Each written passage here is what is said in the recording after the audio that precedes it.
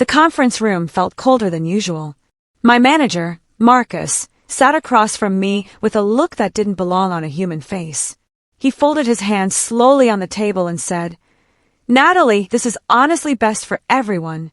His voice was soft, almost like a whisper, but it carried the weight of a heavy stone. On the table, right next to his coffee cup, sat a pair of security badges and a manila envelope. My stomach dropped before my brain could even process what he was saying. I stared at the plastic badges, the sunlight reflecting off the lanyards. I wasn't being laid off because of a bad economy. I wasn't being fired for a mistake. I was being erased from a company I had helped build for 6 years. The injustice of it felt like a physical weight pressing against my chest. Why was everyone acting like this had already been decided? Why was a smile so wrong? I looked around the room, hoping to find a single person who looked as shocked as I felt. But no one looked surprised. The HR representative, a woman named Sandra, kept her eyes glued to her legal pad. Marcus leaned back in his chair, looking satisfied, as if he had just finished a difficult puzzle. Even the young assistant standing by the door wouldn't meet my eyes. She just stared at her shoes, her face pale. I realized in that moment that I was the only person in the room hearing this news for the first time. The plan had been discussed in hallways, in private emails, and over lunch breaks that I wasn't invited to. I was a ghost in my own department. They had already divided up my projects and moved my files. The betrayal was surgical and clean. It made me wonder how long this had been planned behind my back. How many months had they been waiting? I felt a sudden, sharp heat rising behind my eyes. It was that stinging sensation that usually comes right before you cry. My heart was hammered against my ribs, and I could feel my pulse in my throat. I knew Marcus wanted me to cry. He wanted me to beg for my job or scream, so he could call me unstable. I took a deep breath, forcing the air down into my lungs until the pressure subsided. I nodded slowly at him and even managed a small, tight smile. My hand stayed perfectly steady on the table, even as something much sharper than sadness began to form in my mind. Rage would have been easy, but rage is loud and messy. I needed to be quiet. I needed to be precise. Marcus looked at me, and for a second, he looked relieved that I wasn't making a scene. Why was he so afraid of a little noise? Marcus cleared his throat and leaned forward again. "This isn't performance-related, of course," he said quickly. He spoke the words like a legal disclaimer he had memorized from a script. He didn't want any trouble with the labor board, so he was playing it safe. He slid the thick severance packet toward me across the polished wood. "We are just restructuring the department for future growth," he added. That was when it finally clicked for me. This wasn't about the company's growth or my skills at all. This was about him. Marcus was a man who lived in constant fear of being found out. I had spent years fixing his errors and making his reports look professional. If I stayed, I was a threat to his reputation. If I left quietly, his secret stayed safe. I looked at the packet and wondered exactly what he was afraid I would say if I stayed. What was he hiding? "My name is Natalie. I had been with this firm for 6 years, starting as a junior analyst and working my way up to a senior lead. I had built the data systems they still used every single day. I was the one people called at 2 in the morning when the servers crashed or when a client was unhappy. I had fixed problems that no one else even understood. I had given my weekends, my evenings, and my best ideas to this office. And now, suddenly, Marcus was telling me that I was no longer aligned with their vision. It was a corporate way of saying I was trash to be thrown away. Since when does loyalty mean so little? I looked at Marcus and realized he didn't see a person. He saw a line item on a budget that he needed to delete to save his own skin. I wasn't going to let that happen. The signs had been there, but I had chosen to be optimistic. 3 months earlier, I had spent weeks creating a massive proposal for the new regional leadership. It was a plan to save the company millions in waste. I had stayed late every night, fueled by black coffee and ambition. When the presentation day came, Marcus told me he would handle the delivery to the board. He said I should stay back and monitor the live data. Later that day, the proposal went to leadership with only his name on the cover. I remembered how he had walked back into our department with a huge grin while the whole team cheered for him. He took the applause that was meant for me and never even mentioned my name. Was that the very first theft he committed, or was it just the first one I was smart enough to notice? After that presentation, the walls started closing in. Decisions started happening in small, closed-door meetings that I wasn't told about. I would walk by a glass office and see the whole leadership team talking, only for them to go silent the moment I passed. My calendar, which used to be packed with strategy sessions, grew strangely empty. It was like I was being phased out in real time. While my meetings disappeared, my actual workload somehow doubled. Marcus started giving me tedious, manual tasks that were far below my pay grade. He called it essential support work, but I knew better. He was trying to burn me out, so I would quit on my own. He wanted me to be too tired to fight back. I sat at my desk and looked at the new hires. I began to wonder who exactly was being trained to replace me. The answer came in the form of a new hire named Chloe. She had been with us for only 8 months and had very little experience in our specific field. Yet, Marcus promoted her to a senior role over people who had been there for years. She was the kind of person who laughed a little too hard at all of Marcus's jokes, even the ones that weren't funny. I was told to train her on all my primary systems. Marcus said it was for cross-training purposes, but the truth was obvious. I was teaching my replacement how to do my job before they kicked me out the door. Chloe took my usual seat in the boardroom and started taking over my client calls. Every time she looked at me, she looked guilty. She knew she hadn't earned that spot. Why was Marcus so desperate to have a yes person in my chair? A few weeks before the restructuring meeting, a critical project rollout nearly collapsed. It was a massive technical error that Marcus had caused by ignoring my earlier warnings. The entire system was about to crash during a live demo for our biggest investor. I saw the panic in Marcus's eyes from across the room.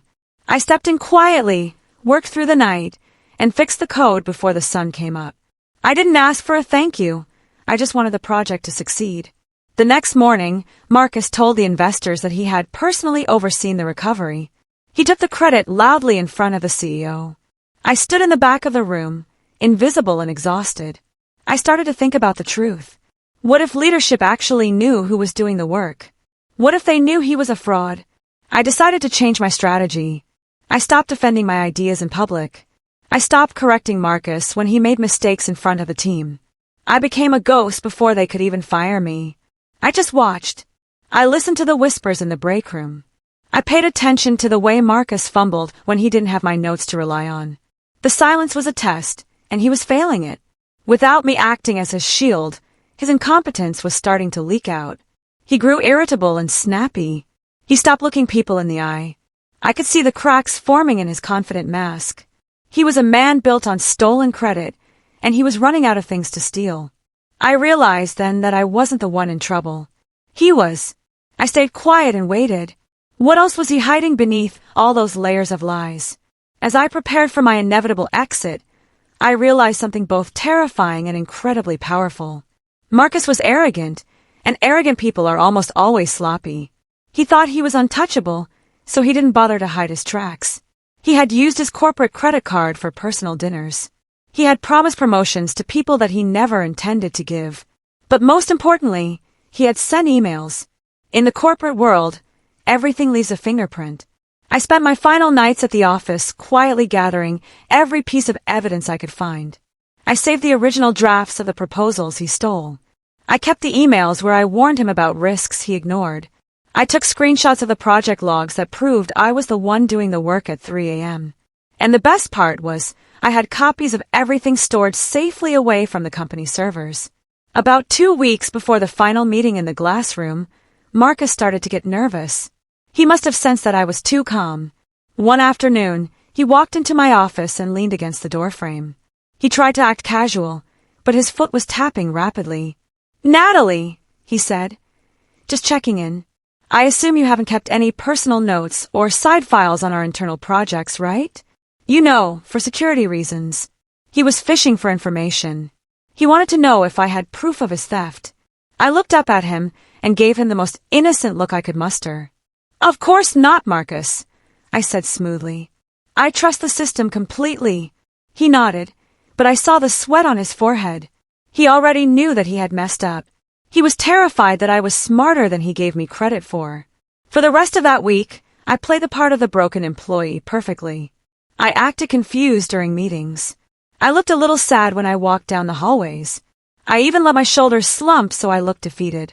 I wanted him to believe that his plan to push me out was working perfectly. When Marcus saw me looking miserable, he finally relaxed. He started acting like he had already won. He stopped checking in on me and went back to his old, lazy habits. He thought I was just another person who would take the severance check and disappear forever. He underestimated me, and that was exactly what I needed him to do. Arrogance is a blindfold, and Marcus was wearing it with pride. He had no idea that I was counting down the days until our final conversation. I was ready for the next move. The official email arrived on a Tuesday morning. It was from the HR department, titled, "Natalie, Exit Interview and Final Logistics." It was scheduled for my last day, a Friday. The email stated that the meeting was a formality. It would last 30 minutes and was completely confidential. They even mentioned it was optional. Most people who get pushed out skip the exit interview because they are too angry or too hurt to talk. They just want to leave and never look back. But I clicked the accept button immediately. Marcus probably thought I would decline it. He probably thought he had successfully buried me. But he forgot that an exit interview is the one moment in a corporate structure where the truth cannot be easily interrupted, redirected, or hidden by a manager. I was going to use every single one of those 30 minutes. The night before my last day, I didn't sleep a wink. I wasn't awake because of fear or anxiety. I was awake because of a strange, cold clarity. I sat at my kitchen table with my laptop and a thick folder of printed documents. I wasn't going to go into that room and scream about how unfair life was. I wasn't going to make wild accusations that sounded like sour grapes. I was going to be professional. I was going to be calm. I was going to explain the facts with the same precision I used to build the company's data systems. I knew that in a world of loud liars, the person who speaks calmly and carries proof is the most dangerous person in the room. Calm is much scarier than anger because it shows you are in control. I felt ready. I was no longer a victim. I was a witness. Friday arrived, and the atmosphere in the office was thick with tension. I walked into the HR office and saw the director, a woman with gray hair and sharp glasses. She asked me gently, "How was your overall experience with us, Natalie?" She had her pen, ready to check a box on a form. I took a slow breath and looked her in the eye. I didn't start by complaining. I started by telling the truth about the work. I explained the projects I had led. I talked about the systems I had saved. Then, I slowly shifted to the timeline of the last 3 months. I told her exactly how my work had been rebranded under another name. I spoke cleanly, without emotion. I watched her hand stop moving across the paper. She stopped taking notes on her standard form and pulled out a blank sheet of paper. The room shifted the moment I mentioned the $2.1 million proposal.